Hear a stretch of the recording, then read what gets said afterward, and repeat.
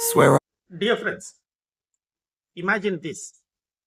Tonight, every country in the world is told, pick your security family now. No sitting on the fence. New NATOs must form. Alliances must be clear. Who stands with whom? This video is not about fantasy war games. It is about how countries are already clustering today based on hard numbers. Military spending, democracy, trade, and deep human psychology of fear and trust. By the end, you will see a world map in your mind, three natural security families, and you may be surprised which countries don't fit neatly anywhere. What is NATO really? To understand new NATO, we must understand the original. NATO is the North Atlantic Treaty Organization created in 1949 after World War II, mainly to protect Western Europe and North America from Soviet military power. Today, NATO has 32 members, including the US, Canada, the UK, France, Germany, Italy, and the Nordic states like Sweden and Finland, and many Eastern European countries. The idea is simple: an attack on one is an attack on all. This is called collective defense. It works like a neighborhood watch. If one house is attacked, the whole street responds. Psychologically, NATO is a high trust friendship club among mostly democratic countries that share similar values and threat perceptions. Countries joined not only for weapons but for safety, status, and belonging to a powerful group. Just like humans join communities to feel protected. Now, the data: who has the guns and money?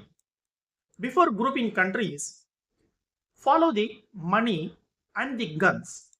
According to SIPRI, just five countries, the US, China, Russia, Germany, and India, make up about 60% of world military spending.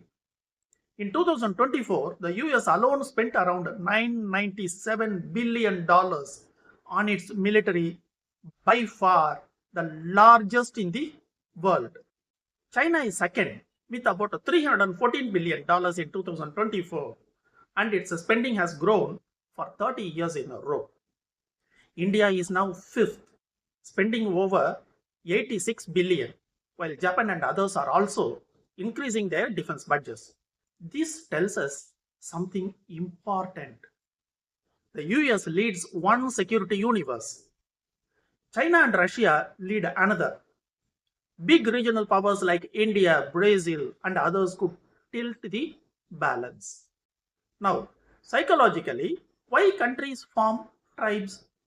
Now, think of countries like human beings. Humans form groups when they feel a common enemy, shared values, mutual benefits, or simply fear of being alone. Psychology research on in group versus out group shows that people trust and favor those they see as us and fear those they see as them. Nations do the same but with armies and treaties instead of school gangs. Another concept is attachment and security. Just like a child clings to a strong adult when scared, weaker states cling to powerful states when they feel threatened. This is called security alignment in international relations. But in plain language, it is standing behind the biggest bodyguard in the room.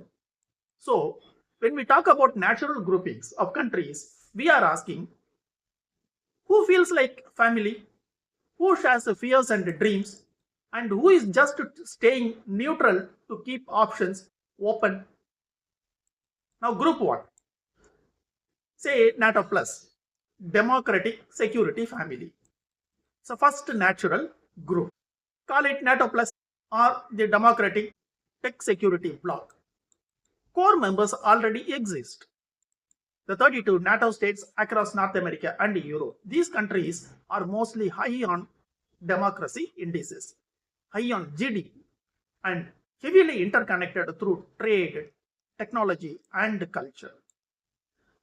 Natural extensions of this bloc outside the Atlantic are Japan and South Korea. US treaty allies with advanced technology and rising defense spending. Australia and New Zealand are long-term partners in Western security networks like ANZUS, culturally and politically similar. But why do they fit together psychologically? Shared values, elections, free media, rule of law, at least in principle. Shared fear, worry about assertive China and unpredictable Russia. Shared brain, strong trust in treaties and institutions rather than personal dictators. If a global NATO formed just from like minded democracies, this group could include NATO plus US allies in the Indo Pacific like Japan, South Korea, Australia, and perhaps closer partners such as Israel. This family would dominate in air power, naval power, and high end technology. Now, the second group, Eurasian Authoritarian Bloc. The second natural cluster is a Eurasian Authoritarian Bloc centered on China and Russia. We already see pieces of this. The SCO, Shanghai Cooperation Organization, which includes China, Russia, and several Central Asian states, focuses on security and political coordination. Then, the Collective Security Treaty Organization, CSTO, led by Russia, includes countries like Belarus, Armenia, Kazakhstan, Kyrgyzstan, and Tajikistan. Strategic partnerships between China, Russia, and Iran have deepened through arms, energy, and diplomacy. Psychologically, this bloc is built on shared suspicion of US led alliances and Western values, preference for strong leader politics over liberal democracy, a narrative of we are surrounded and we must stick together. Likely members of such counter NATO would be core China, Russia. Close partners Iran, Belarus, possibly North Korea. Friendly or semi aligned, some Central Asian states, maybe others that depend heavily on Chinese investment or Russian security guarantees. This group would be strong on land forces, missiles, and raw manpower, but more fragile economically compared to the NATO plus bloc. Now let us go look at the group 3, big swing and balancing nations. The third and most interesting group is the swing or balancing nations. These are countries that do not fully trust either side. They prefer strategic autonomy. Examples often discussed by experts include India, fifth largest military spender, member of groupings with both West and East, wants to stay independent. Brazil, big democracy, strong regional leader, not formally tied into EU security architecture. South Africa, it's a leader in Africa, part of emerging power platforms. Then Indonesia, huge population, key sea lanes, balancing between US and China. Then we have Saudi Arabia and Gulf states. Security ties to the US but growing energy and economic links with China. These states often join flexible forums like BRICS or regional organizations but avoid tight military alliances. Psychologically, they behave like non aligned students in a classroom fight. Friendly with everyone, committed to no one completely. If the world had to form NATOs naturally, these swing nations could form their own non aligned security club focused on economic cooperation and conflict prevention, or split under pressure, with some moving closer to NATO plus and others towards Eurasian bloc. From a peace and mental health perspective, it is healthier for humanity if this third group stays independent and acts as a buffer and mediator, not as cannon fodder for either side. Why natural grouping is dangerous and hopeful? There is a danger in this whole exercise. When we draw hard lines, us versus them, we feed the same tribal brain that causes wars, hate, dehumanization. History shows that rigid blocks like pre-World War I alliances can turn local conflicts into global disasters. From a psychological and medical viewpoint, constant fear of war increases anxiety, depression, and stress related illnesses across populations, not just soldiers. But there is also hope.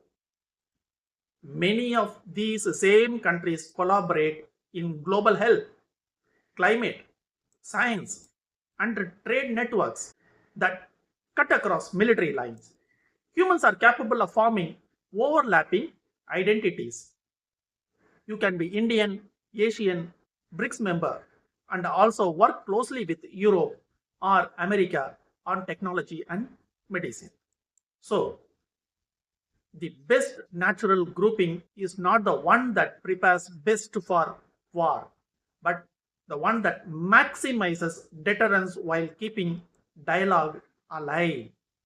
So, if the world had to create new NATOs today, we would probably see a NATO plus democratic bloc around the US and Europe, a Eurasian authoritarian bloc around China and Russia, and a crucial swing group of independent middle powers like India, Brazil, South Africa, and others trying to balance both.